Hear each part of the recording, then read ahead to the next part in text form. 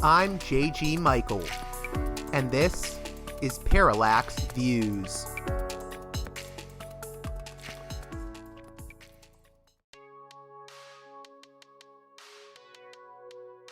Hey there, Parallax Views listeners. Independent media matters, and your support makes it possible. If Parallax Views has challenged your thinking, exposed you to new ideas, or simply kept you company on your commute, now's the time to help sustain it. Listen, share, and if you can, support the show on Patreon at patreon.com/parallaxviews. One more time, that's patreon.com/parallaxviews. If you want, you can also make a one-time donation by contacting me at parallaxviewspod@protonmail.com. I can give you a link to my PayPal page if you contact me that way. Let's show what listener-supported media can do.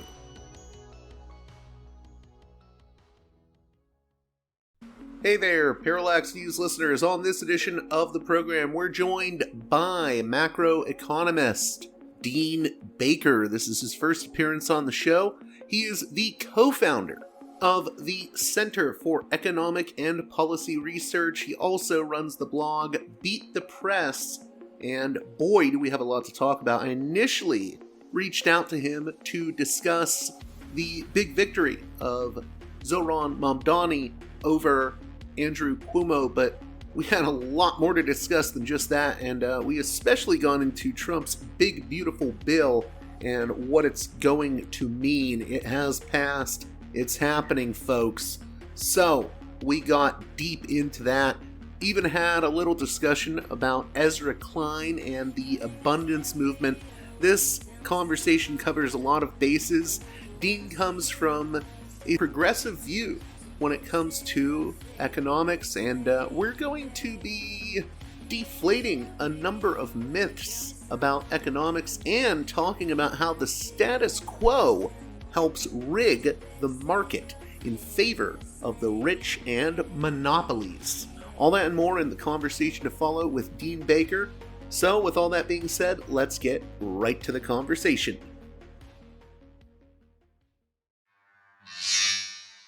Welcome to Parallax Views, a guest that I'm very excited to be speaking with. I believe this is the first time we've had him on the show.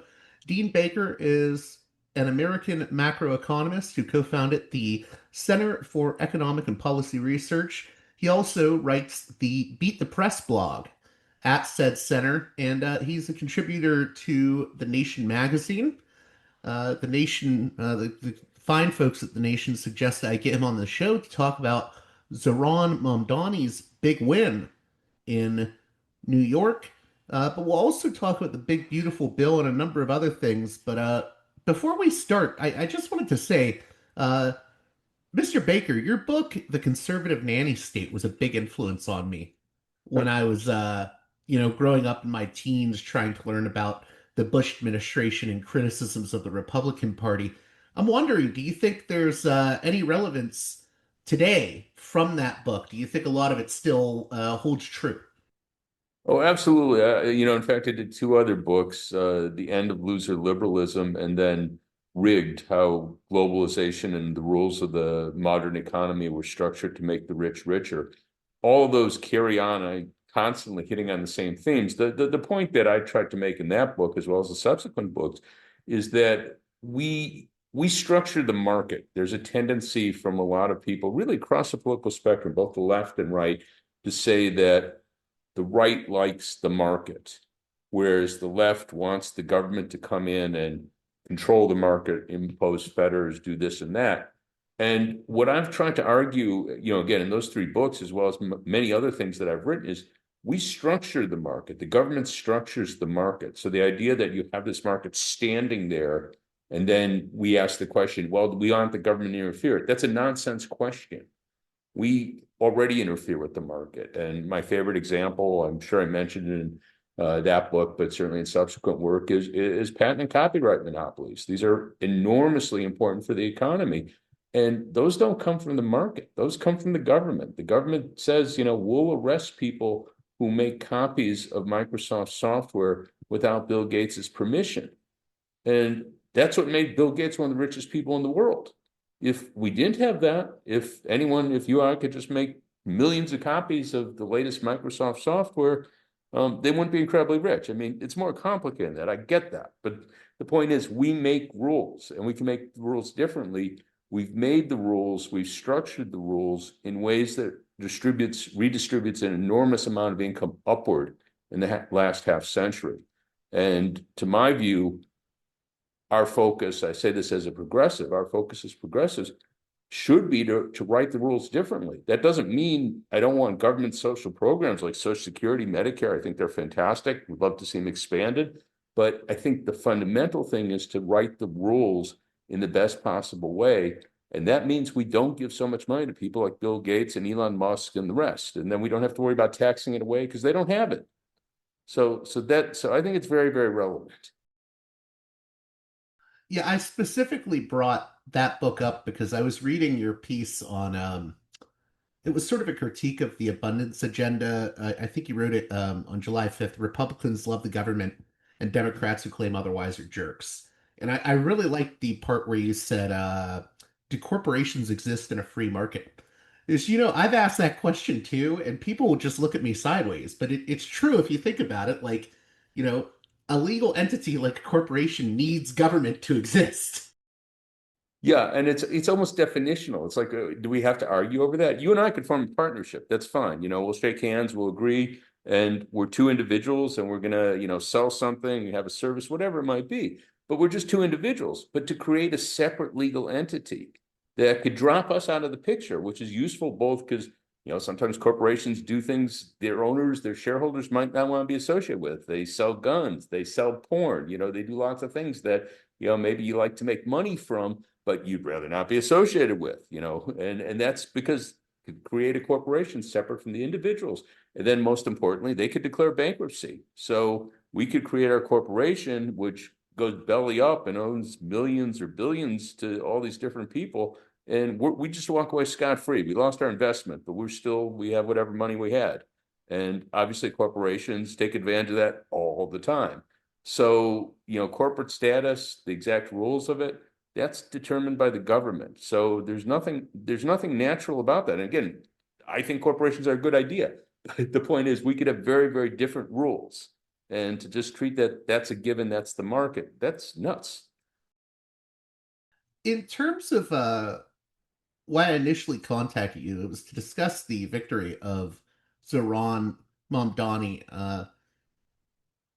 I don't know if we can tie that into what we were just talking about, the nature of what should the government's role be? How does it relate to markets? But what do you think the significance of his victory over Cuomo is?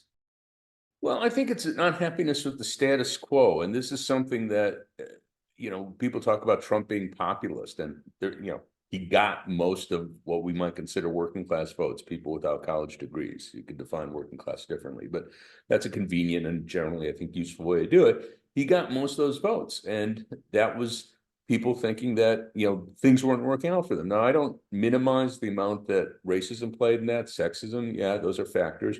But, go back a few years, disproportionately, those people were voting, or I shouldn't say disproportionately, more of those people were voting for Democrats, people like Barack Obama. He carried those. Bill Clinton, he carried those. So, the idea it's simply racism, simply sexism, and people didn't, they knew Obama was black, I think. So they didn't just become, racist, or let's just put it this way. Their racism didn't keep them from voting for a Democrat in 2008 and 2012. So it was an unhappiness with the way things were going. People felt things were rigged against them.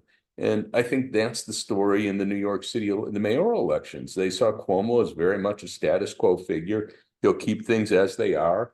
And people resoundingly rejected that. And again, I don't know how much they looked at Mamdani's platform, raising the minimum wage to 30 an hour. I mean, I'm all for a higher minimum wage. I don't know if I'd go to 30.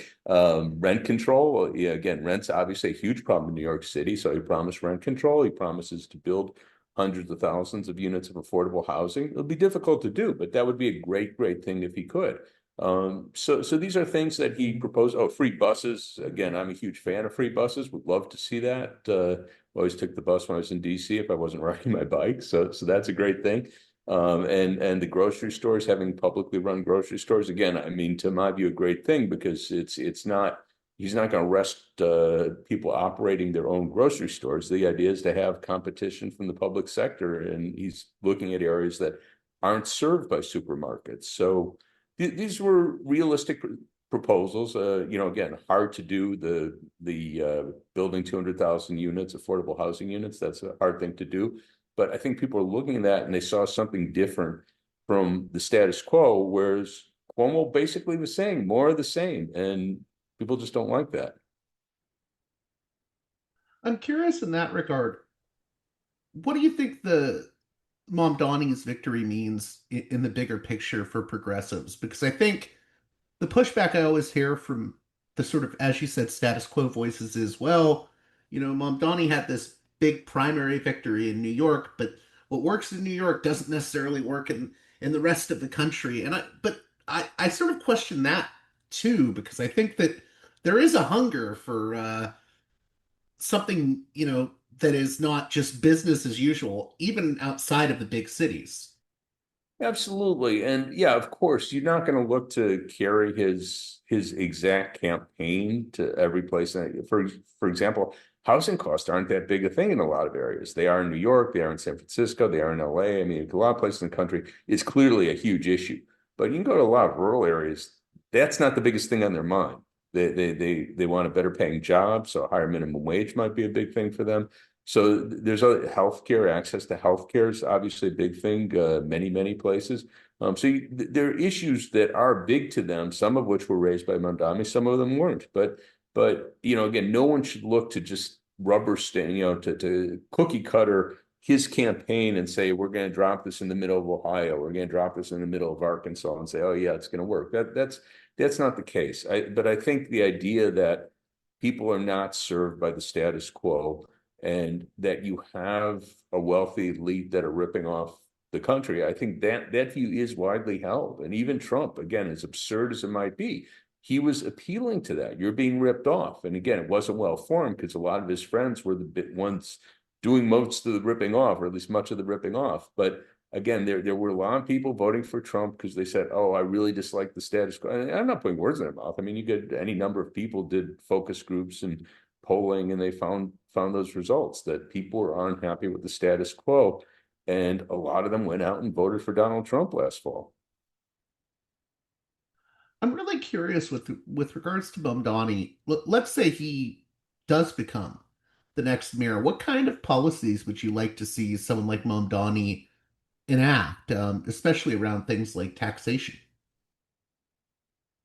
The real limits to what you could do in taxation, both legally and also just practically as a city. I mean, I recognize New York City is a very large city. It's a very desirable city in a lot of ways. But the idea you could just raise taxes in a really big way and actually collect that revenue, I don't quite buy that. And I think people, yeah, because I've had exchanges with people have it sort of as a weird dichotomy that Mamdani is going to come in and raise taxes, and I forget the exact number, but let's say 2 or 3, 4 percentage points on the very rich. And the question is, are they all going to call up the moving van and head out of town the next day? And that's absurd. There might be some that do that. There might be some that really, as much symbolism as anything else are going to go, okay, I'm not paying his taxes, I'm out of here, and they will call up but that won't be most of the people. But the question is, over a longer period of time, do we think that very rich people are going to say, oh, the difference between taxes between New York City and the suburbs is, 6, 7, 8 percentage points. Well, maybe I'll go to the suburbs. And of course, it's even bigger if you look at a state like Florida that doesn't have income taxes. So a lot of them will make that decision over time. And also it goes the other way in the sense, is someone thinking of moving to New York City versus moving to somewhere else with a much lower tax rate? The idea they don't take the tax rate into consideration, I think, is kind of fantastical. I mean, rich people don't care about money. It's so the US as a country has much more leeway because there's a lot of advantages to being a US citizen living here that you aren't going to get if you're a citizen of Cayman Islands or some tax haven or something. But with New York City, I mean, it's not as though you can't visit it. You could still be a very rich person. You could even have your penthouse on Fifth Avenue or whatever else it might be and come and visit there 100 days a year or whatever the legal limits. And they lie, of course, but that you could still do that and avoid paying the taxes. And to think that rich people won't do that, I think is kind of fantastical. So that doesn't mean you can't raise it a little bit, but the idea you could raise it a lot. And we do have You're evidence on talking this. about specifically raising it on the rich. Yeah. No, that's right. That's right. Can you raise it on more moderate, middle income people? Perhaps, but again, unless you're giving them a lot of services in exchange for that, that probably isn't a good idea, both politically or really in terms of what you're hoping to accomplish. And I think you point this out because I think you've said that, you know, it could be good if there's fewer rich people in New York, but also, it will lead to less tax revenue from them. Yeah. So I mean, I see on Twitter some of these rich people with their rants, and you go, well, we'd probably be better off without you. But again, if you're going to chase them away, you have to recognize that Elon Musk is now in Texas rather than California. At least that's what he claims is his residency. So California lost a lot of revenue when Elon Musk skipped town.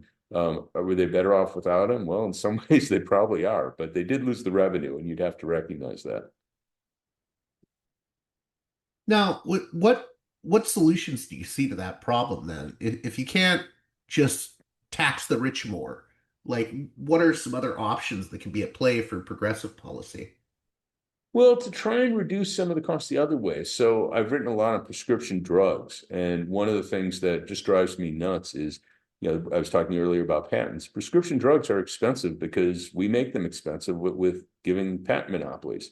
So it's very rare that a drug's actually expensive to manufacture and distribute. So when you hear of cancer drugs selling for tens of thousands, or in fact, the new generation of cancer drugs may themselves for hundreds of thousands for a year's treatment, it's not because they're expensive to produce and distribute. It's because these are life-saving drugs and they have a patent monopoly. And if you could you get your insurance company to pay for it, get the government to pay for it, or somehow could scrounge up the money yourself, you're going to pay for it because that's going to give you life. But if you didn't have the patent monopoly, these drugs generally sell for a few $100. That makes it a lot cheaper. Same thing, medical equipment. Again, you get scans and MRI, other scans, they'll cost you thousands of dollars. And that's largely because the machines are very expensive. But if you didn't have patent monopolies, they'd be a lot cheaper. And in other countries where the monopolies are less all-encompassing, those scans are a couple $100, $200 or $300. Now, you have to pay to develop them. I get that. I've had arguments with people, you have to pay to develop them. I would pay for it up front, pay for the research up front. The National Institutes of Health used to spend $50 billion a year on research. I'm saying used to because Musk and Trump have cut that back.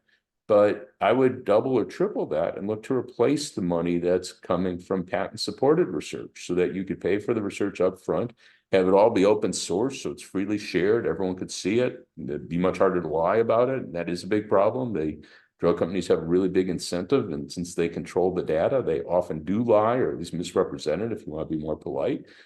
So make it cheaper. So that's one of the things I'd look to do. With rental cost, housing cost. Again, we need more housing. This is something I agree with the abundance people on this. Ezra Klein, the main person, Matt Iglesias, has been harping on this for, I don't know, over a decade, maybe longer. We do need more housing, and zoning is a big problem certainly in places like New York and California. So weakening zoning regulations that allow basically NIMBYism, people keep housing multifamily units out of their neighborhoods. A lot of that is racist. They don't want lower income, don't want Black people in. So we do need more housing, but there are some things you could do in addition to that. Again, I don't want to take anything away from the idea we need more housing, but you could do things like vacant property taxes to discourage people from speculating, if you like, having homes be vacant for large chunks of the year, expecting a better price somewhere down the road. So that's a great way to raise some money and reduce, get more people in units. Also, I'd have restrictions on short-term rentals. That's a big thing a lot of places. So again, I wouldn't zero them out, but if you have limits on that, that's, I think, a good thing to do. Progressive property taxes. I like progressive property taxes because we actually have the valuations on the books. So if we have for homes over $1 million, that instead of paying, let's say the tax rate's 1%, you pay 1.5 on the increment over 1 million and 2% on the increment over 2 million. Yeah, I'm pulling this out of the air, but it's an easy thing to do because you already have the valuation on the books. So those are some things we could look to do. I look other ways to try and bring down cost. And again, patents and copyrights go a long way because there's a lot of things that are expensive because of patent and copyright monopolies that the government gives them. And yeah, so we could both make things cheaper and get rid of a lot of the big fortunes, which again, I consider a good thing. How often do you consider that aspect overlooked? You mentioned the patents and copyrights. I feel like it's not covered often enough. It's completely overlooked. I don't I don't know how many times even people who it's one of these things. Obviously, I have friends who are economists. They look at me and go, "Oh yeah, yeah, Dean, I agree," and then they completely ignore it. And it reminds me, it's a little bit of ancient history now, but I remember I was yelling about the housing bubble back in '04, '05, '06, which of course eventually collapsed, and we got the Great Recession, financial crisis. Anyhow, yeah, I was yelling about it everywhere I could, writing it all the time, trying to write a column in any paper that would have it. So I was doing everything I could to try and make the point. We have a housing bubble. It's very dangerous. It will collapse. And again, I had friends, economist friends, and they're my friends. So they would say, "Oh yeah, Dean, yeah, yeah, yeah," and then they'd completely ignore it. And I think that's kind of the story with patent and copyrights. I can make the argument, and they could see enough of it to go, "Yeah, I could sort of see that," but then they ignore it in terms of anything they might want to do policy wise. So it's, I'd say, almost universally ignored. I want to go over to the whole issue of Trumponomics, but since you mentioned the abundance folks, I'm wondering, what do you think the pros and cons are of the sort of abundance agenda? I think Ezra Klein is actually a pretty astute person. I don't necessarily agree with a lot of aspects of the abundance agenda, but I think it deserves more of a like both looking at the pros and cons approach. Yeah, I'd agree with that. I mean, I know Ezra a bit. I knew him back when I was in DC. I moved out of DC about 8 years ago now, 7 years ago. And I think he is a sharp guy, and I think he tries to look at the argument seriously. So I know some people have made, "Oh, he's doing this as sellout, get money." I'm sure he's getting paid plenty already, so I don't know that he needs more. Maybe he does. I have no idea. But in any case, I think there is a clear argument that we've had big problems with excessive regulation, first and foremost in zoning, but it's come up with environmental issues with building transmission lines. And it's not, and Ezra would recognize this. I'm sure if we had him in on the call, he wouldn't disagree for a second. It's not easy to say we want to get rid of unnecessary. Well, it's easy to say we want to get rid of unnecessary regulations, but what are the unnecessary regulations? So do we want to get rid of all environmental regulations so I could build transmission lines everywhere? I don't think you'd have to be nuts to, Donald Trump might say that, but Ezra wouldn't say that. And, no serious person would agree with that. But should we reduce the restrictions so that you can build transmission lines more quickly rather than having it take however many years? And of course, the disaster everyone points to is the high-speed rail in California. Here we are. What was that? It first came up in 2008, I think, or even earlier. I mean, it got a big lift under Obama with the Stimulus Act, but that's been on the books for close to 2 decades, and I don't know when we'll finally be taking passengers. I'm a huge fan of rail. I love it. I take rail anywhere if I could. But if we can't build it, we can't build it. So you have to figure out what are the obstacles. And I realize a lot of that. Again, I think Ezra, and I think he'd agree on this. He's written it that the left. The problem was the left put in all these barriers. They did put in a lot of barriers. Many of them very appropriate, but they have been abused. And in the case of high-speed rail, a lot of the abuse came from the right. So they took advantage of things that were put in the law by progressives, by environmentalists, and they did it to block high-speed rail. So it's a complicated story. So it's easy for us, again, I'm sure Ezra would agree, say we want to get rid of the unnecessary regulation. We do. But it's not easy to write the new regulations in a way that still has the necessary protections for the environment but doesn't allow projects to be delayed forever. I want to get into the issue of Trumponomics and particularly this, I get the big beautiful bill that just passed. What is your basic analysis of it? Because I think it should be called the Big Ugly Bill, but Yeah, it really is pernicious in just about every respect. I mean, it gives big tax cuts to the people who need it least. So, we were going to revert to 37.6% tax rate. I mean 39.6% tax rate, which doesn't strike me as terribly high because of course it used to be much higher on the top income groups. Instead, it'll be 37%. But on top of that, there's 1,001 little special privileges that, again, I haven't tried to read through the bill, others have, and they keep finding new ones. One of the big ones is that you have pass-through income that totally a tax gaming thing. We're talking about corporations before.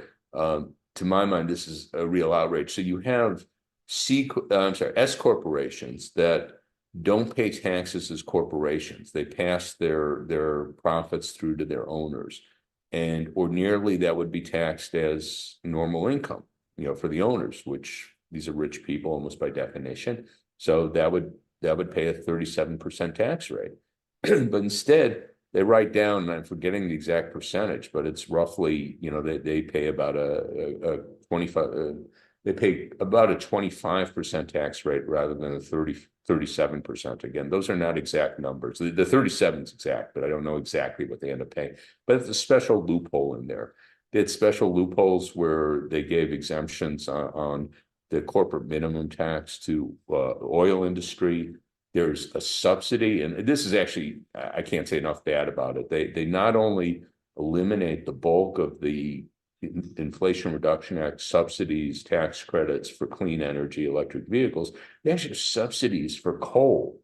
So they're subsidizing the destruction of the planet. I mean, that's just kind of incredible. So that's very pernicious. And of course, what many have pointed out appropriately, the biggest savings in that are from gutting Medicaid and nutrition programs. And again, that's very pernicious. And it's also cynical in the sense I've seen both Trump and Speaker Johnson, the Speaker of the House, get out there and say, we're not throwing anyone off Medicaid. And someone joked about this. This is one of the paradoxes of the big, beautiful bill, that they're going to save $800 billion on Medicaid, but not throw anyone off. It doesn't work that way. They are throwing people off, and they're doing it in the worst possible way because they're saying, oh, we're just going to make them work. And again, we know this story. States have done it. It's not a question of getting people to work. There's very few people. The vast majority of people on Medicaid are working now. Most of the ones that aren't are disabled or they have young kids or whatever. But the vast majority are working. But it doesn't get more people to work. What happens is that people don't fill out the paperwork. They get thrown off. And it's, again, one of the ironies of Trumpism that they go to companies and they say, oh, paperwork's such a burden. We're going to get rid of all these regulatory burdens. You don't have to do this. You don't have to comply with that because, we know it's such a big burden. Well, all these companies have lawyers. But when you come to Medicaid, you're telling people, many of whom are not well educated, they're not used to filling out forms, dealing with bureaucracies. You're saying, oh, you got to fill out these forms every few months or whatever, prove you're working, complying with this. And again, we know the track record. They end up being thrown off, not because they're not working, but because they don't fill out the paperwork right. So that's a really pernicious way. You're taking away healthcare coverage from people who need it. And you don't even have the courage to just write down, okay, we're not going to cover this group or that group, however you define it, income or age, whatever. We're going to throw in paperwork requirements so that you don't comply with them, and then we can throw you off. one of the issues that always comes up with this whole big beautiful bill is, and I think you've done a good job sort of pushing back on this, is this idea, oh my God, this is doing populist tax cuts, and Trump is ending taxes on tips, and this is so great that he's doing all these populist measures, and I think you've done a good job pushing back on that. Could you speak more to that? Yeah, so you had four items that were often listed as populist measures: the no taxes on tips, no taxes on overtime, no taxes on Social Security, and the tax deduction for interest on car loans, new car loans. None of these, I think, really fit any serious bill of populism in the sense of helping low, moderate income people. The no taxes on tips is it's perhaps the most cynical, because obviously this is done to win Nevada, because Las Vegas is the one place in the country where you do have people that actually have a decent income, a lot of it in tips, obviously in the gambling industry. And those people will benefit to some extent. So you could have someone who's working in one of the restaurants there, or the gaming tables, and they can make 60, 70, 80,000 a year, maybe 20,000 of that is in tips. So they are paying taxes, and they're paying taxes at 10, maybe the 25% rate. So if you have 10,000 in tips that you could, you don't have to declare, that's $2,500 in your pocket at the 25% rate. So that actually is a benefit. Now, the vast majority of people in the country who get a substantial share of their income from tips are not making that much money. Many of them pay no taxes at all. In fact, probably most pay no taxes at all, because if you look at the average wage in the restaurant industry, it's about $500 a week. So that gets you 25,000 a year. Many of them aren't working full years because they have health or family issues. They're likely paying no taxes. And if they are paying any taxes, they're getting 3, 4, 5,000 a year in tips. Maybe they're going to save $100 or something from this making it tax free. You'd be much better off, and I and others have suggested. Why don't we get rid of the tip minimum wage, which I don't know the exact number of states, but most states have a sub minimum wage that applies to tip workers. And nationally, the sub minimum wage for tip workers is just $2.13 an hour. That was set back in the early 90s, 30 years ago. So suppose we got rid of that, made it the regular minimum wage, and of course people want to raise the minimum wage, but in any case, get rid of that sub minimum wage, you would help tip workers much, much more, giving them a higher base wage. So again, we could help them. This helps a very small number. Obviously, it helped Trump win Nevada. I won't quarrel with the politics of it from his standpoint, but I wouldn't really call that a populist measure. But the one on overtime, making overtime tax-free, is really pernicious, because the whole logic of overtime, this dates back to 37, the Fair Labor Standards Act, was to discourage companies from forcing workers to work long hours. Because again, it's important to remember, the vast majority of overtime is not voluntary. If your Yeah, it's boss more or tells you less that, mandatory in a lot of cases. yeah, no, they're totally in their right. They could tell you, hey, we want you to work 50 hours this week. And if you say no, they go, well, look for another job. Totally in their rights. The only people that could say no are if you have a union contract where it specifies that you could turn down overtime, and most union contracts don't. But those are the only people that could say no to an employer that tells them they want to work overtime. So the law was to discourage employers from forcing workers to work long hours. And the logic was that they wanted to encourage them to instead hire more workers. So rather than having workers work 50, in some cases 60 hours a week, well, you hire more workers and have them work 40 or even less. So this is going exactly the wrong way. We're subsidizing employers. We're saying, oh, if you have your workers work over 40 hours, yeah, you still have to pay the premium, the 50% wage premium, but we'll let that be tax-free. So that makes it more desirable for your workers, makes it cheaper for the employer, other things equal. If you want to help workers who are being forced to work overtime, make the premium 75%, make it 100%. We could do that. And also we could go the other way. We could say, instead of having a 40-hour work week, and other countries have done this, how about 38? After 38 hours. Or in France, it's 35 hours. After 35 hours, you get time and a half. So if we want to help workers that work overtime, there are better ways to do it than subsidizing employers, making their workers put in more hours. The third one, the no tax on Social Security, of course, most people, or roughly half the people getting Social Security, already don't pay tax on their Social Security because they don't pay income taxes. So again, this is mostly retired people, not all of them, because people get Social Security and are still working in many cases, but most are retired. And most retirees, better or worse, don't have a lot of income. So roughly half of retirees already don't make enough money to pay taxes. So those are the ones that, if you're going to say we want to help retirees, I'd look to those, not the half that do pay taxes. So making it tax-free was very far from populist. It's really quite the opposite. You're helping better off retirees. And again, I'm not going to say they're all rich. If you're making 60,000 a year as a retiree, you're certainly not rich. You are paying taxes, but Not very much. And again, I'd rather help the person making 20 or 30,000 a year. And it's not hard to do that. Again, there's a bill put forward by Elizabeth Warren, Bernie Sanders, many others have signed on to it that would raise Social Security benefits by $100 a month, which for lower income people, Social Security might be bulk of their or all of their income. That would be a big deal. So we could have a populist measure there, and that's the opposite of what Trump's looking to do or has done with the big beautiful bill. The last one, the making it's a little less bad than I originally thought. The interest on buying a new car is now tax free. It's not quite as bad as I thought because I thought it only applied to people who itemized, and most people don't itemize. 90% of people take the standard deduction, but apparently this is a separate item. So even people who take the standard deduction can write off the interest on buying a new car. Problem with this, calling it a populist measure, the average price of a new car is like 45,000. Most people, most middle, moderate income people, they're not buying a new car, they're buying a used car. They don't benefit from this. So that's not going to help more moderate income people. I realize some middle income people buy a new car, but you're not at the lower end of the income ladder if you're looking to buy a new car. So in that sense, it's not particularly populist. Is it going to employ more auto workers? Maybe a few more. You could probably count them on your fingers. We're not going to see a big boom in the auto industry based on making the interest tax deductible. So these don't really fit the bill in my book of populist measures.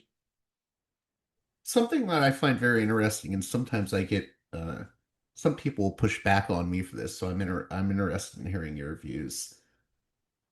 I feel like Trump has been given a break when media types refer to these as populist tax cuts because, I don't think President Biden, when he was in the White House, got that kind of treatment. And it's just interesting to me because I think there was a lot of good aspects of Bidenomics or, Biden's approach to the economy. I rather liked some of the anti-monopoly stuff with Lena Khan.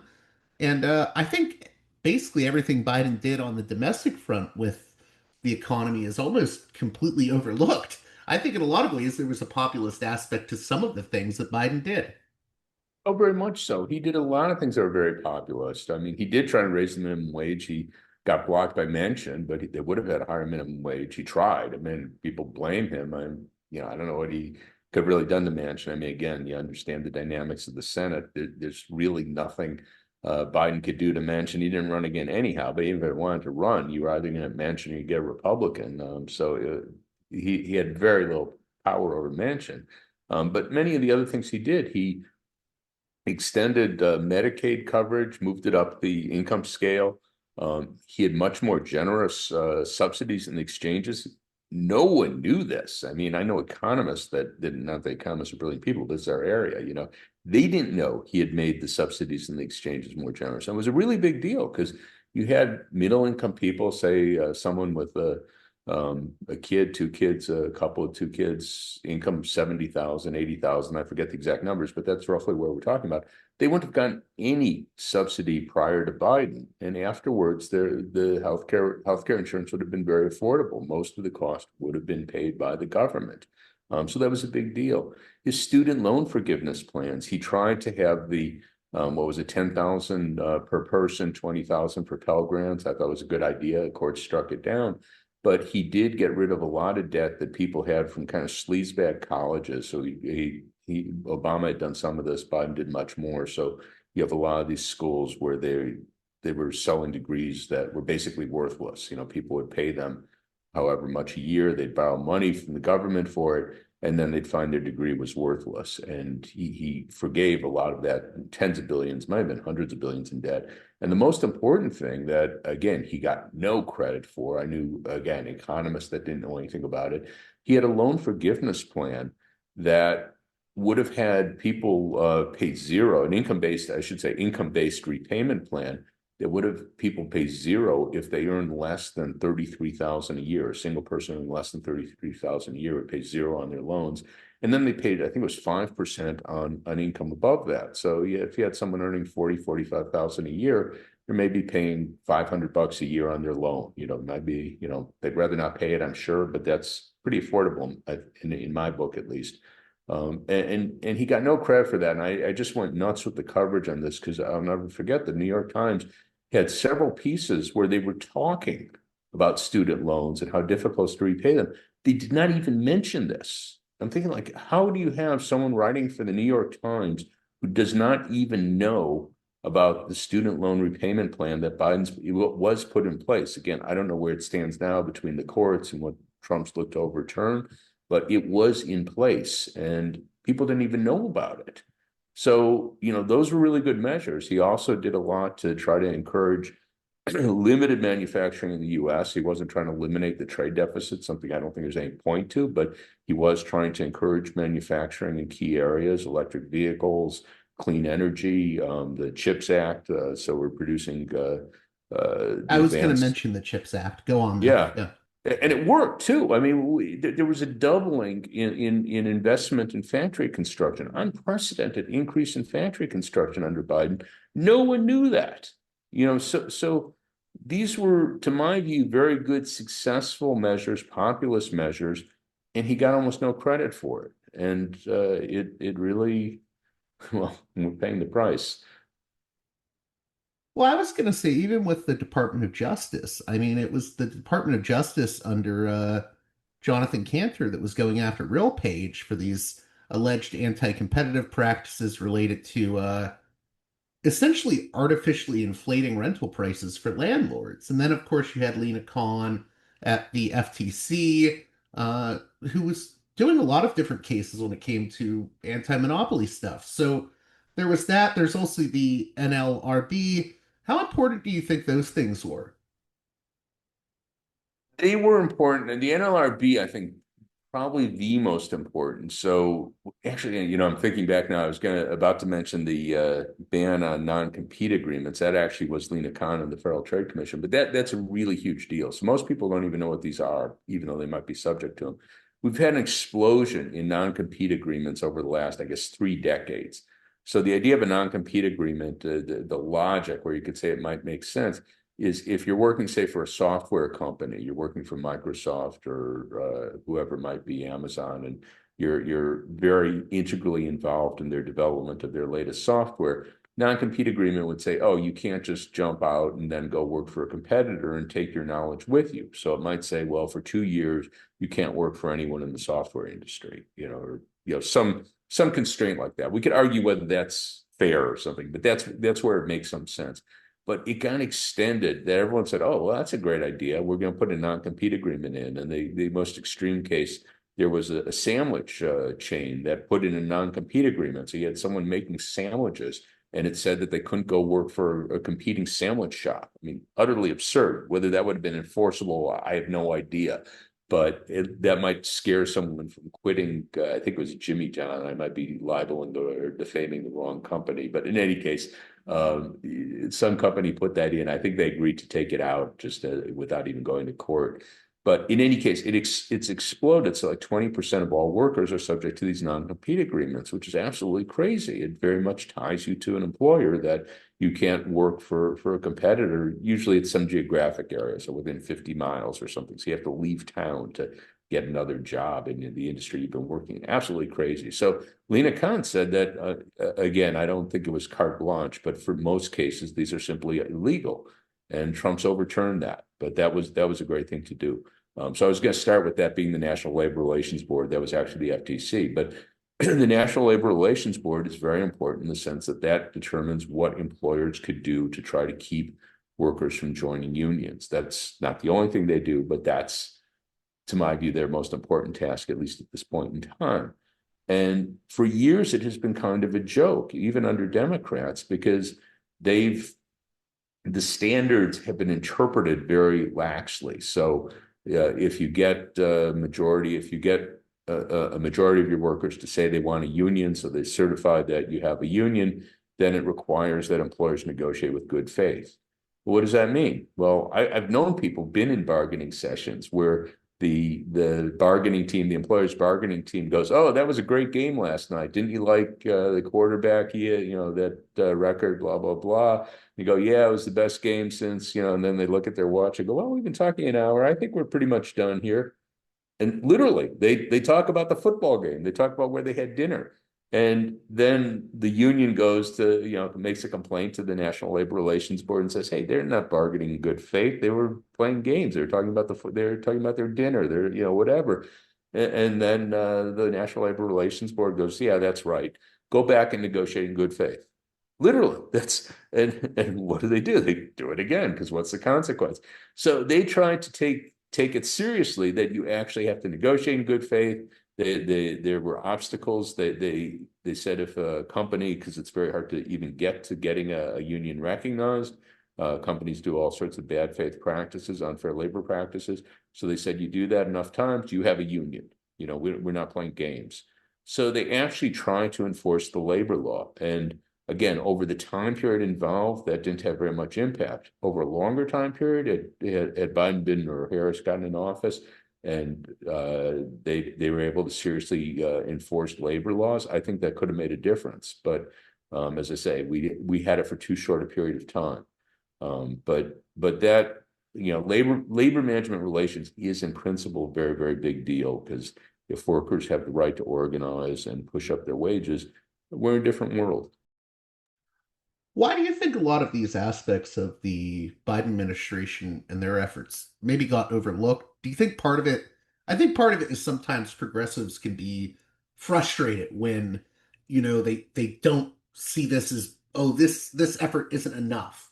I think you point out in one of your articles that progressives would get frustrated even with like Roosevelt. We have to do more, we have to do more. And I think that's part of it. But I also just think there's like a weird media bias or an attempt to supposedly seem more fair and balanced, but it always sort of drifts right wing. Yeah, yeah. So I'd say three things here. One, this problem with progressives, however you want to put it, we all have the sense, well, we should be doing more, we should be doing more. And that's going to be true because we have a long way to go. But to not celebrate what is accomplished, I think is a really big problem, I think you have to strike a balance. You have to be able to say, this is a big victory. We want more, but this is a big victory. And we just don't do that enough. We don't say, yeah, this is a big victory. Biden, his original recovery package, we got the unemployment rate down to 4% by the end of 2021. That was remarkable. We should have been celebrating that, but you got very few people, out there, progressives out there saying that. The second is Biden, I don't know whether his age, I don't know what the factor was. He didn't tout his own horn enough. You look at Trump, my God, the guy out there, he's going, the sun came up again this morning. Look at that. I'm amazing. I don't want anyone to be Trump. It's too, it's hard to take, but he could have taken a lot more credit for things he did. And, anyhow, so that I think was a big thing. And then the media, yeah, they were incredibly critical. They constantly harped on the negative. I've written about this a lot. It was just to my view, unbelievable. I know a lot of these people, they're not Trumpers, but I think they feel a need. We have to be fair. And what that often meant was, find negative things. And I mean, some of them were just, painful. I remember once this is getting a little obscure and technical. But I remember the Washington Post had this piece, this would have been probably in 222, maybe 23, where they said we have a record number of people working two full-time jobs. And this was treated as real hardship. And I know Marketplace Radio picked it up, go, oh, look at that. Wow, when more people than ever have to work two full-time jobs. And you go, okay, well, that sounds bad on the face of it. Well, I looked a little more closely at it. First of all, it wasn't a record of the share of the labor market. So that's kind of, you would want a denominator there. In other words, a bigger labor market today than we did, say, 20 years ago, 25 years ago. So that's one thing you'd want to look at. But the other thing was, well, what was the previous record, or record actually as a share of the labor force? Well, it was very interesting. It was the summer of 2000. It's usually referred to as the Clinton boom. We had the strongest labor market at the time since the 60s. So it turns out it's actually not something that's an indication of, bad labor market, quite the opposite. So how could that be an indication of a good labor market? My guess is that a lot of people working two full-time jobs used to work three part-time jobs. So it's not necessarily that they're working more convenient stretches because they have the opportunity. And important to remember, a full-time job is for these purposes more than 34 hours a week. So again, I don't belittle that. I won't want to work 68 hours a week. I guess I have at times, but in any case, that's a lot of time people are putting in. But to jump to the conclusion that this was horrible labor market stress, it was exactly the opposite. So I just mentioned that, they were looking for bad things they could say about the economy. That becomes self-reinforcing. So I know, you had political consultants that were saying, oh, you can't tell people the economy's good, and Harris during her campaign, she wouldn't because her consultants were all saying you can't tell people the economy's good. Well, she didn't because they told her you can't tell people the economy's good. Well, what you could say is we've had below 4% unemployment ever since 2021. That's a good thing. They could have said that. We could have talked about the numbers of jobs created. They could have talked about record low black unemployment, 4.8% in April of 2023. Great thing. It should be lower. I agree with that. But Why it all should we be really 4. heard about during that election was, well, the price of eggs are too high. Yeah, yeah. And, again, that was avian flu. Do you blame Biden for that? Trump just blew it off and goes, oh, that was avian flu. That wasn't me. Uh, it's Biden accomplished an enormous amount when faced with, really bad circumstances. The pandemic didn't disappear the day he came in. We had supply chain problems. Again, it had little to do with anything he did. It had to do with the fact that people weren't spending money on services. They were spending it on goods, and we could only increase how much we could bring in to a certain extent. So that created the problems, the backlogs. And he dealt with them as quickly as he could. And first and foremost, what he dealt with quickly was getting people vaccinated to get the pandemic under control, which again, he didn't get anywhere near the credit. He got blamed for it, if anything. But that was a really big thing because as long as people were scared to go out, and again, people talk about the shutdowns, the mandates. Businesses were shut down, and people weren't going to restaurants in December of 2021, not because anyone was prohibiting them from going to restaurants. They were going to restaurants in December of 2021 because the Omicron wave was going nuts and everyone was getting sick from it, and they didn't want to get sick. So, that was the reality. So he did a lot of things very, very well that he didn't get credit for. I wanted to ask you, I feel like one of the key aspects of your work, and I think this comes up a lot in the Beat the Press blog, is that there's a lot of distortion that goes on when it comes to discussions of policy and politics and what different presidential administrations do. And this sort of gets us full circle because one of the biggest distortions I think that you sort of get at and you sort of provide the key to understanding it and no one else really talks about it is the way in which ultimately we're always told, oh, you can't interfere in the market. The government can't interfere. They can't interfere. They're interfering too much. They're trying to, interfere with prices by restraining price. But the government interferes constantly, and they often interfere in ways that help create monopolies and, basically protect corporations. Um, and it feels like that's completely overlooked in all the discussions. What do you think is causing that? I think inertia and laziness are the biggest factors. And I'll say this, having been in debates in DC, policy debates in DC for a long time. Um, People, including, highly educated people, highly credentialed people, they're looking for the easiest route to follow. So I'll go back to debate. This will sound really obscure to people. It was a big deal back in the mid 90s.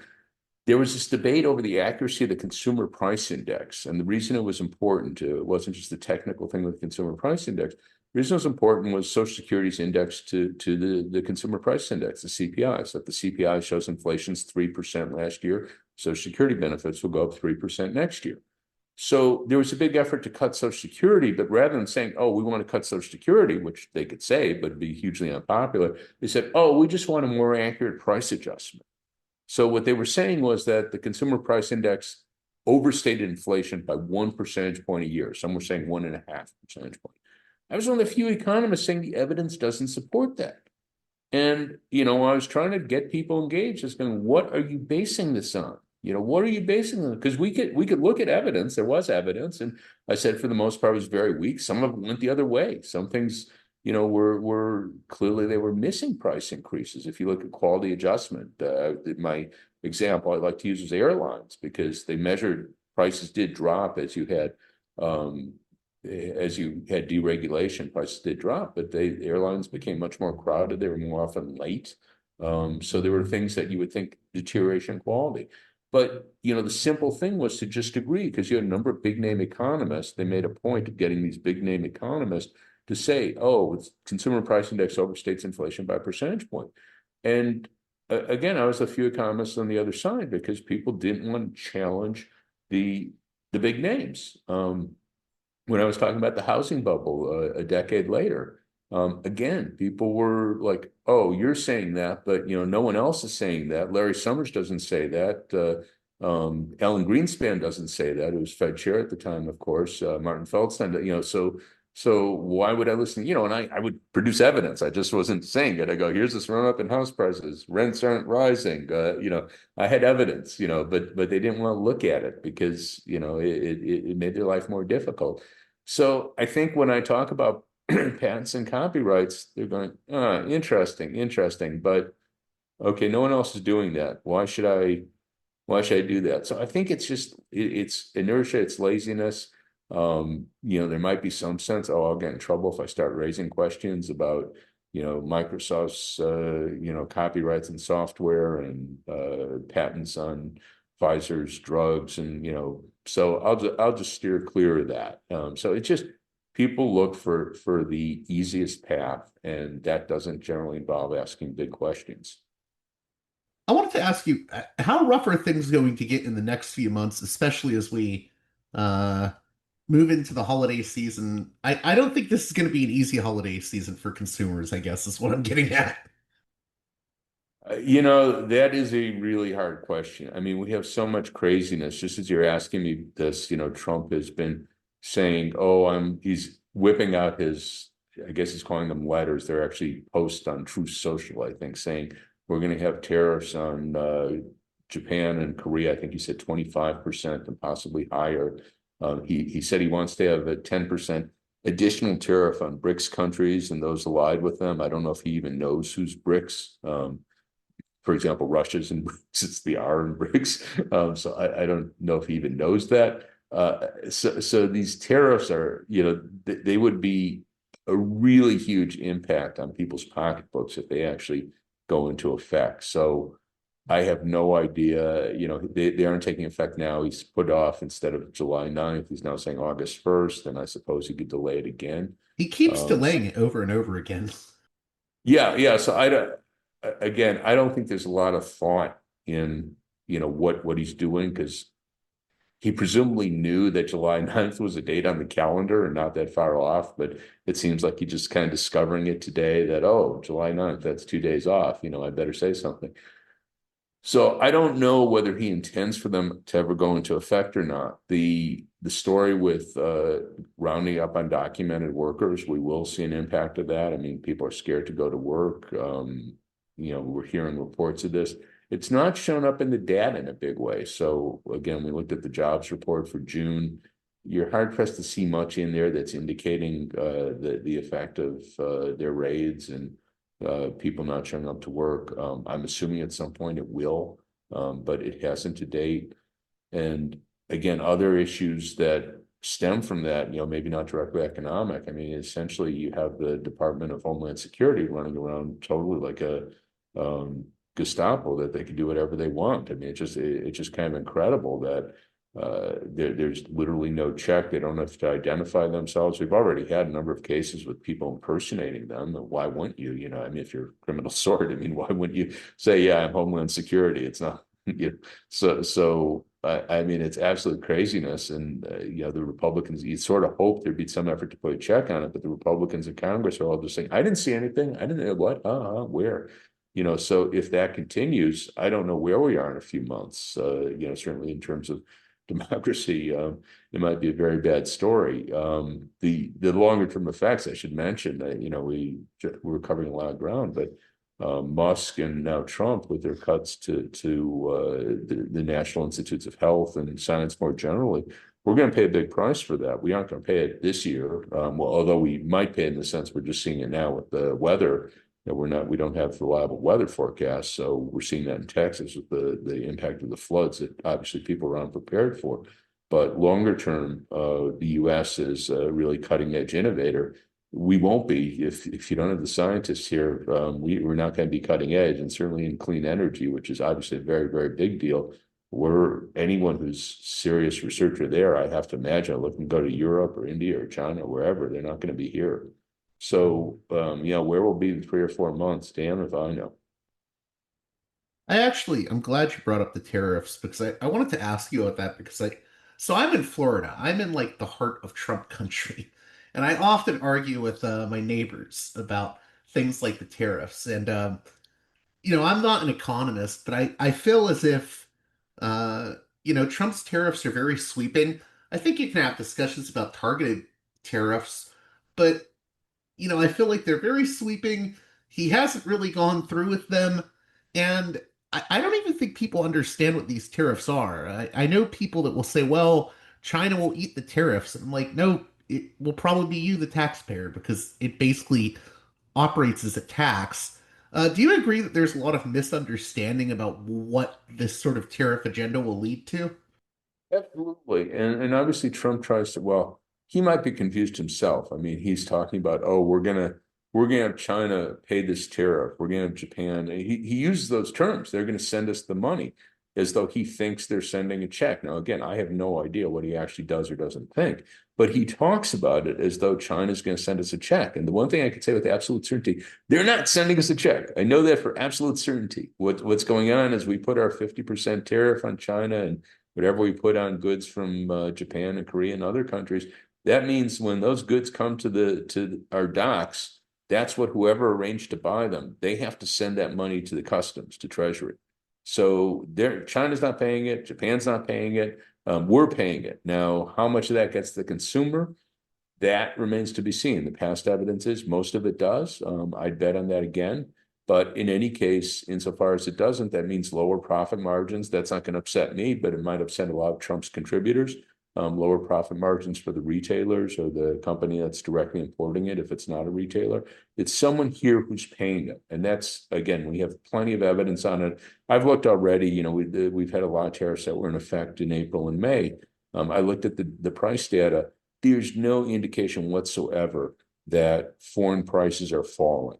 So if you're saying that the exporters are going to bear the tariff or bear most of it, that's not the story. We could see that very clearly in the data. And again, there's a lot of research on it. I'm just very casually looking at what we could see, given that the tariffs have been in effect for a month and a half or something. It's not happening, and there's no reason to think it will. So we're going to pay it. The question is how much it's going to the consumer. My guess is most of it. Some of it might be borne by the importer, some might be borne by retailer. That's fine, but in any case, it's someone here. It's not China, it's not Japan, it's not Korea. In that regard, I was also going to ask if you were to talk to someone that had sort of MAGA adjacent concerns, like if a MAGA person would say, well, we need to do more to bring manufacturing back. I mean, I've often said, well, that's what the CHIPS Act was doing with, production of chip manufacturing plants. So Biden was doing that in a way. And what I usually say is, I don't think Trump is actually equipped to deliver what some of these MAGA types claim they want. I was curious if you could speak more to that. Do you think a lot of people concerned with issues like US manufacturing um, are actually just being hoodwinked by Trump? I think they're being totally hoodwinked by Trump. So, I'm one of the people I was opposed to NAFTA. I was opposed to admitting China to the WTO, or at least under the terms we admitted them, for the simple reason I thought we would lose good paying jobs in manufacturing, which we have, particularly with China, much more so than with NAFTA. And we did. And the problem is that's not reversible in the sense the jobs we lost a lot of union jobs. So historically, manufacturing paid more than other sectors. And the reason for that, it was more heavily unionized. So if you go back to 1980, roughly 30% of the workers in manufacturing were unionized. If you look at the rest of the private sector, it was about half that, was around 15%. So there's big wage premium. Workers who worked in manufacturing were much more likely to have both higher wages. They had healthcare benefits, pensions. People had pensions back then. So they were good paying jobs. They were good jobs. That's no longer the case. The unionization rate in manufacturing is just a little higher. It's 8% compared to 6% in the rest of the private sector. So it's just not very different. And as a result of that, they're not particularly good paying jobs. So I think people have the illusion that we're going to get back the jobs we had manufacturing 40 years ago. And there's no story you could tell that we're going to have anything like that. Maybe we'll have a few more jobs in manufacturing, although I think even there I'm skeptical. But we're talking about trivial numbers, and there's no reason to think there'll be particularly good paying jobs. So I think people have been totally hoodwinked by, this idea we're going to, he said, make America great again. When were we great? Okay, so the idea was in 1980, we had these good paying jobs in manufacturing. Nothing he's saying is going to do that. Again, getting back to the issue of union jobs, if we want good paying jobs, we want them to be union jobs. He's incredibly anti-union. His National Labor Relations Board thinks unions are a joke. He thinks unions are a joke. So even insofar as we're going to get manufacturing jobs back, there's still reason to believe that many of those would be very good paying jobs. So yeah, people have been entirely hoodwinked based on his idea that somehow we're going to restore millions and millions of manufacturing jobs. Makes zero sense. I have a a really weird cross section of listeners ranging from progressives and the left to centrist liberals, and then even some MAGA types. And I guess what I would ask based on the last question is what would you say to those sort of people that have been hoodwinked by the sort of Trump, I would say it's faux populism. How would you, what do you think needs to be sort of pointed out to these Trump supporters to maybe break the spell a bit? I mean, not that we alone in this conversation can break the spell, but Yeah, it gets very hard. I mean, obviously, people are different degrees of Trump supporters in a sense. Some are very casual, some are almost religious. And, if someone, I could quote statistics, not that I expect people to get into the nitty gritty of, look at this data point and that data point, but to say, okay, I have data from the Bureau of Labor Statistics, it says X, Y, and Z. I gave you before unionization rates in manufacturing are 8%, they're 6% in the rest of the private sector. So, do you think that manufacturing jobs, so I think trying to deal with them seriously, and again, I understand most people, I just went over the deeper, it's not over their heads, it's deeper than a deeper discussion than most people are prepared to get into. So it gets very hard. I mean, you have obviously a lot of people support Trump. They don't want to get into, again, I'm not talking about really deep detail, but something, what percent of the workforce is unionized? I don't consider that deep detail, some will. But you have a lot of people that just say, oh, you just made that up. And I can go to the Bureau of Labor Statistics and they'll go, they just made it up. And, that's where it gets very hard. If we don't have some reality we could appeal to and say, no, they're not making stuff up. They actually collect data. They're very, they have rules that they've followed. And, this is the real world. Where you have people who reject that, and I realize there's a lot that do, it becomes very, very hard. And I think Trump has actively tried to cultivate that, running around fake news, fake news, fake news. You could say, okay, you didn't like the news report. What about you didn't like? Fake news, fake news, fake. Okay, be concrete. Let's try and work from reality. But he doesn't want anyone to work from reality. He wants to be able to just make stuff up. And unfortunately, there are people who are prepared to live in his imaginary world. do you do you see Trump as a break from the GOP or a continuation? I ask that because I feel as if the GOP exists almost solely to just redistribute wealth upwards. And I think that's continued with Trump despite his sort of faux populism. Oh, he is doing that. Absolutely. I mean, he has a total corporate agenda. I don't think there's any doubt about it. But the others didn't particularly try to, say I'm with the masses, not at least not in the way Trump did. Um, you know, the, there was always an undertone of racism to much of what the Republicans did. And sometimes it wasn't that much of an undertone. So if you go back to Nixon, certainly he did a lot of things that were, silent majority. The silent majority were white. I think everyone knew that. Reagan did a lot of dog whistle stuff that he initiated he kicked off his 1980 campaign in Philadelphia, Mississippi, which is where the Freedom Riders or three Freedom Riders were killed. You could say that was chance. They have some story. I don't believe that was random chance. So there's a lot of kind of dog whistle stuff, but Trump really has embraced, kind of the very worst racism pretty openly, particularly after the election. I think he has become worse that way. So it's a continuation, but definitely carrying it much, much further. And he does try harder to pretend to be with the working class. A lot of his stuff, and maybe this is real, I don't know what he considers good entertainment, but like the UFC, that I'm with you guys. There I am. I'm, with the Ultimate Fighting Championship, and so he does that in a way that you wouldn't have seen Romney do, you wouldn't have seen McCain do. So that does kind of give this sort of populist tinge. Now, what the hell does anyone as a working class person care whether the president likes UFC or not? They presumably care what the president does for their paycheck, what they do for their taxes, what they do for their health care. But Trump might not do anything in those areas, but he'll have the UFC at the White House, and that's really cool. So he goes a step further than they would do. But I mean, he still is working in that tradition though of rigging the markets to benefit the rich. Oh, absolutely, absolutely, and more so than any of his predecessors would. So there's no doubt he's not going to deliver for the working class here.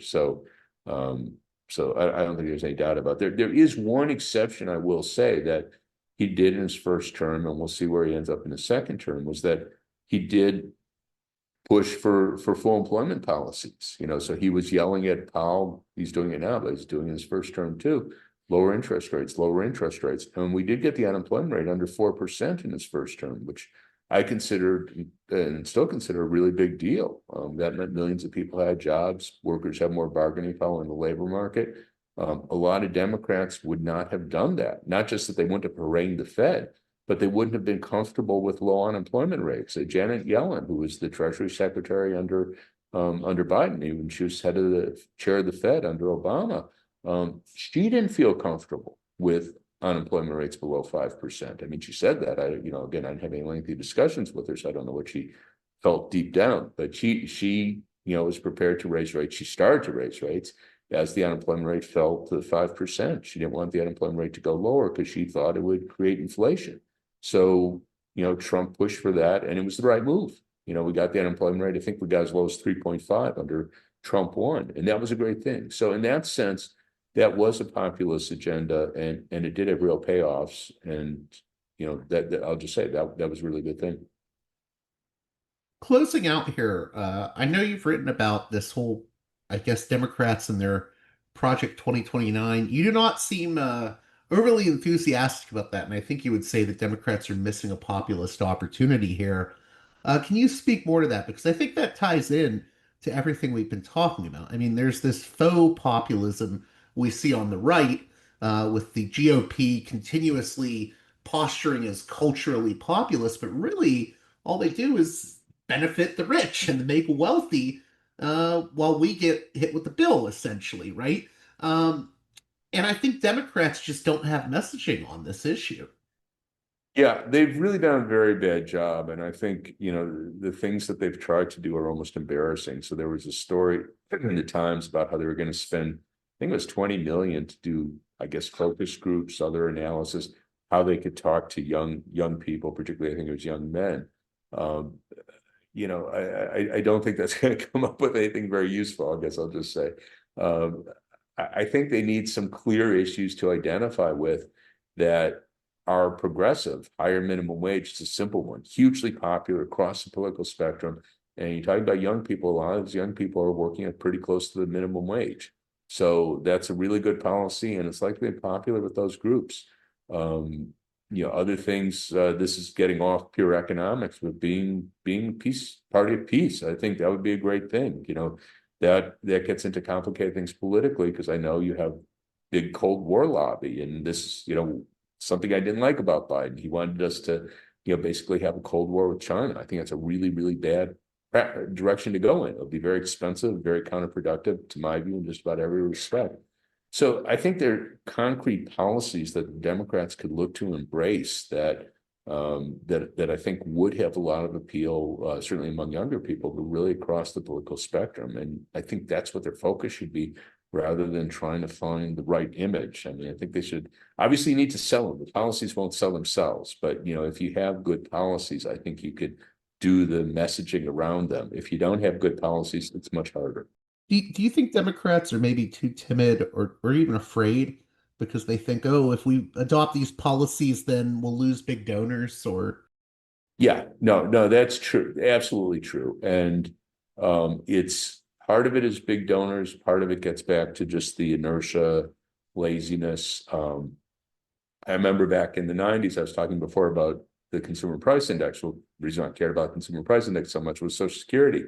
And the conventional view among Democrats, the Republicans are of course saying it's too, but Democrats was Social Security is in crisis. And I had people haranguing me because I was saying it wasn't in crisis. In fact, I wrote a book with a friend of mine, Mark Weiss, about the phony crisis, Social Security, the phony crisis. We said, no, it's not a crisis. But they were saying if you don't say it's a crisis, people won't take you seriously. So you had Democrats, including some fairly liberal ones, saying, well, we know it's a crisis, but we could deal with it, blah, blah, blah. So they would concede it was a crisis, and we're just going, don't say that. Don't give up that ground. It's not true, and it's not good ground politically. But that's what the political consultants were all saying. Now, eventually they changed, thankfully. It wasn't a crisis. It's 30 years later. It's still there, paying out benefits. It's this power of inertia, laziness. You get something being the conventional wisdom. I don't think they lost any donors by saying that. But I mean, when I was talking a moment ago about being the party of peace, you do have a lot of their donors that are, I'll just say it with Israel, that they want the U.S. to be totally supportive of Israel. And if the Democrats start to raise questions like, no, we don't like what Israel's doing to the Palestinians, they will lose donors. That is a real issue. More generally, with confronting China, a new Cold War, you do have defense contractors. Most of them support Republicans, but I'm sure you have some people in the industry that are open to Democrats. If they were to say no, rather than having the defense budget go up, we want it to go down. They'll risk some money there. So, well, I'm and sure, not to interrupt you, but I'm sure there's also potential big money donors that don't want things like war because it's maybe bad for their businesses if they're, certain types of capitalists, they don't benefit from war. yeah, no, that's right. And with if you say we're going to spend less on the military, we're going to spend more on the environment, more on healthcare, people make money on that. And I'm fine with that. It's great. You're going to build more solar panels, fantastic. You're going to build more EVs, longer lasting batteries, fantastic. So you can have that. And also, again, I don't want to get off a whole nother topic, but money's obviously important in elections, but if you get grassroots support and you get media. I mean, this is one of the things, again, is careful about getting off another direction. We've been talking a long time, but it's been kind of amazing to me that you have so little concern about democratization of the media. And somehow everyone understands correctly that when you have someone like Elon Musk who just throw hundreds of millions of dollars into an election, that has a big impact. How does that have an impact? Well, they'll buy ads. Okay. But what about what people see between the ads? Doesn't that matter? And, again, the media we were talking before, that's really, in a lot of ways had a very conservative anti-Biden bias. Well, if we had different media, if we had more sources, maybe that would be less true.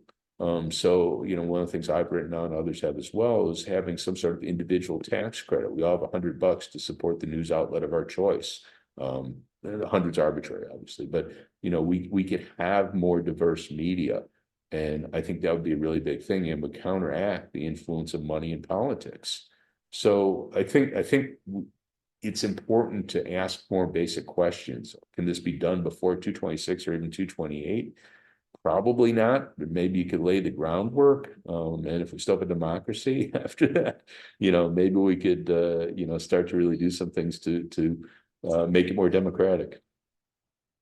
I know I have to let you get going, but I always ask at the end of the show, What is the big takeaway you would want my listeners getting from the conversation we've had here?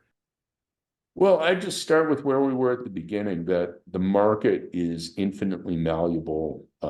We shouldn't look to the market as an enemy. We could structure it differently to produce different outcomes. And I think people really have to understand that. Again, it's not a question of the government versus the market. The government structures the market, designs outcome. We still want the government to do things. So it's not as though I'm saying we want the market to do everything. Social Security is fantastic. Medicare is fantastic. We probably always want the government to run the air traffic control system. Yes, there's a lot of things we probably want in government hands, but the idea of the government standing apart from the market, that just doesn't make any sense. And I Do you think if we, ever, not to but interrupt you, but I'm just curious, how do you how do you sort of explain that to people in a nutshell that the government structures the market? Because it's a point that I think is obvious to some, but to so many they don't even think about it. I think just taking the most extreme case, and again, I focus on patents and copyrights, it is actually a huge amount of money. It's probably over $1 trillion a year. In fact, I'd say it is over $1 trillion a year that in higher prices that we pay because of patent and copyright monopolies. But just, saying these are not the market, the government, these are government policies. And if you could get that across to people, I think it could get the idea that the government really does structure the market in very, very big ways. Again, I have a long list, other areas I talk about, but you just go, where did the patent come from? Did God create it? Is it somewhere in the Bible that, it said it would be 17 years. Of course, we've changed the lengths, say how broadly it applies, what sort of damages you get when someone infringes on, so if you could get people to understand, these are really big things and they come from the government. And if we didn't, you could have a market economy where you didn't have patent monopolies, you didn't have copyright. Again, we probably, if we just got rid of them and we didn't have any substitutes, I think we'd be worse off for it. But the point is, that's not intrinsic to the market economy. We could have a market economy where, if I invent something and you copy it, I could call you names, but, you could go ahead and do it and, make a lot of money if you're quicker to the market. And, we could have that, this is a government policy. And if you could get that across to people, I think you're making the point that the government really does shape the market in very fundamental ways. I want to thank you again, Dean Baker, for coming on Parallax Views. How can the listeners keep up with your work if you have anything you want to? I guess this is the plug section of the show. Yeah, well, all my work goes on Center for Economic and Policy Research website, CEPR.net. So people could find my blog there. I also have a Substack now that I don't even know what my Substack's called, but in any case, people could find me on the Substack. But it also goes on Beat the Press on at CEPR.net. Thanks so much for coming on Parallax Views. Thanks a lot for having me on. Enjoyed it.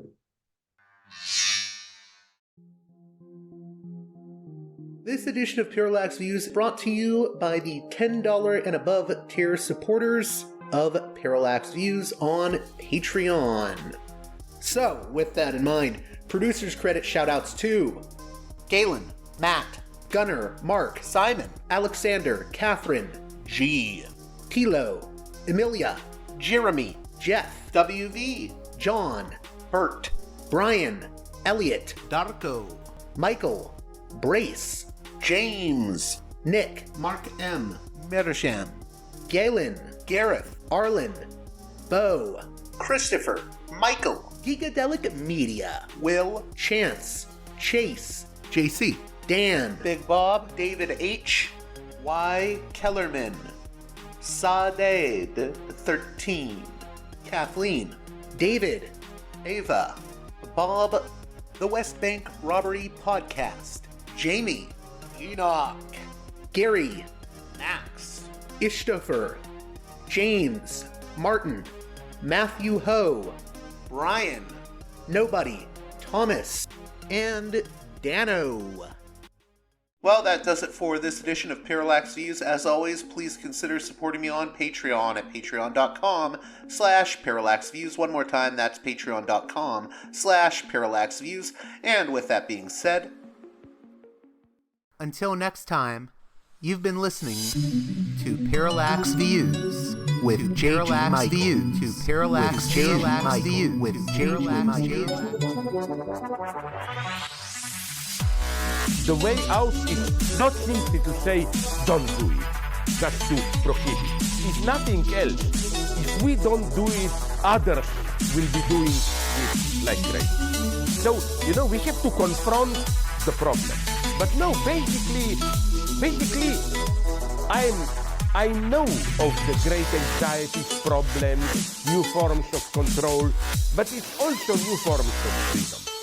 This is why I always emphasize that internet and all this new digital stuff, it's a very ambiguous phenomenon, but it's the field of struggle. New forms of enslavement, but at the same time, new incredible forms of freedom. We have to accept the fight with no nostalgia for old, allegedly more authentic communities or whatever. I'm not afraid. I'm not afraid. I'm not afraid. I'm not afraid.